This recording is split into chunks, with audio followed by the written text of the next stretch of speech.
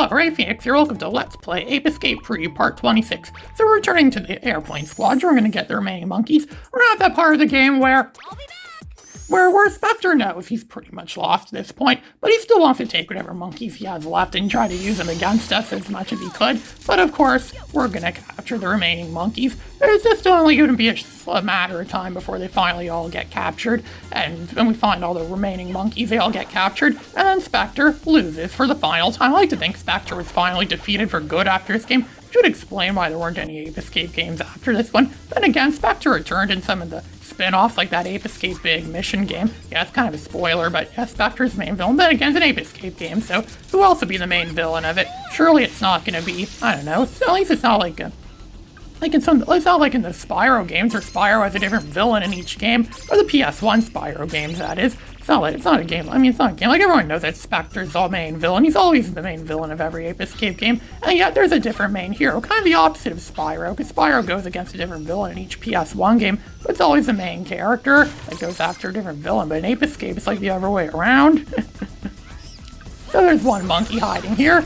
He has Yuki in his name. Again, saw the monkeys in this game team of Yuki, and I think I capture all the monkeys. And look at that, the game's gonna be nice to us. They're gonna put this yellow airplane here, so you just stand on this airplane and ride back over to this main airplane, this main jet. Looks like a jet kind of like saying out of Strikers 1945 free or something like that.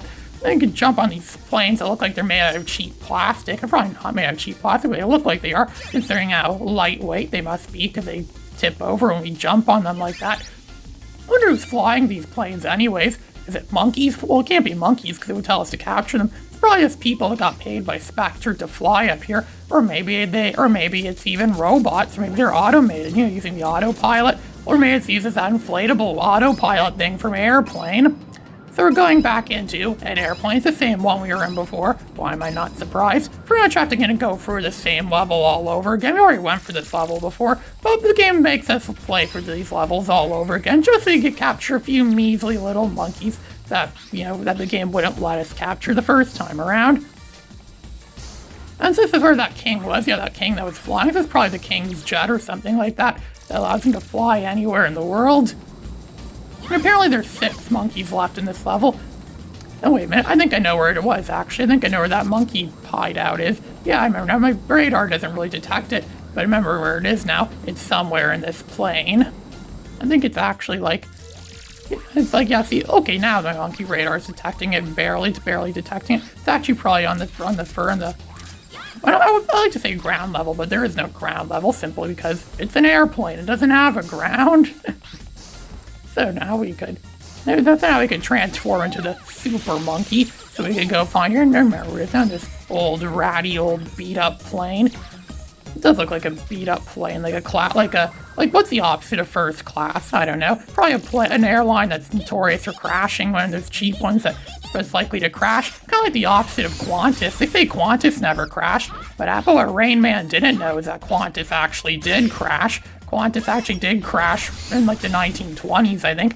But you would only really know that if you had the internet to look up their history, which is something that Rain Man clearly didn't have because it was 1988 and no one really had internet back in those days.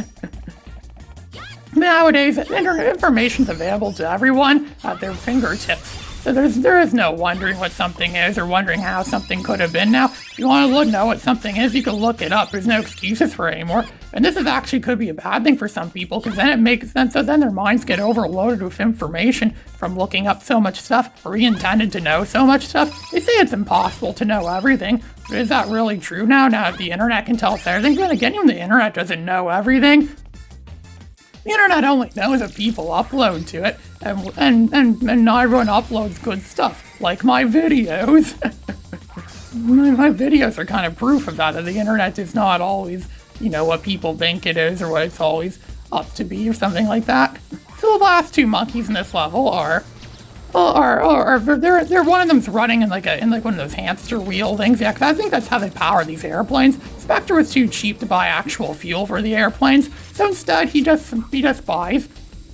So instead he just buys a hamster wheel. And he has a monkey run for it. That's actually a good way to get electricity. Actually, it's a good alternative fuel source. Spectre is actually good at solving fuel source, like a energy shortage or an energy crisis or something like that. He's actually really good at solving something like that. That's more the reason why Spectre should actually be, maybe Spectre should rule the world. If he could, solve our energy problems, make us conserve energy, that actually would be really good of him on his part. And we've already been through all this before. That's going to send their infinite supply of Teleborgs as these flying Teleborgs. Usually if you destroy in one hit, we hit them in their key.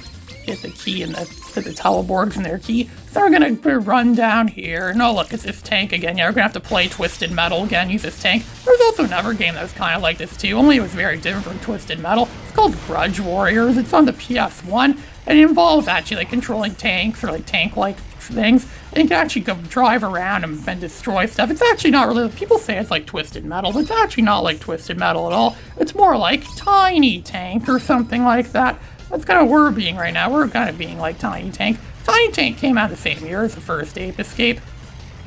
And the original Ape Escape did have tanks in it. Of course, the tanks in that game actually looked more serious. They had a very serious look, like an actual army grade tank. This tank looks like a complete total joke. It looks like a frickin' elephant. It looks like something that almost looks like a kid's toy or something. That's like some sort of like toy that a kid would have, probably made by Little Tikes or something like that. But no, if you look closely, you can see it's made by, it has Aki's logo on it.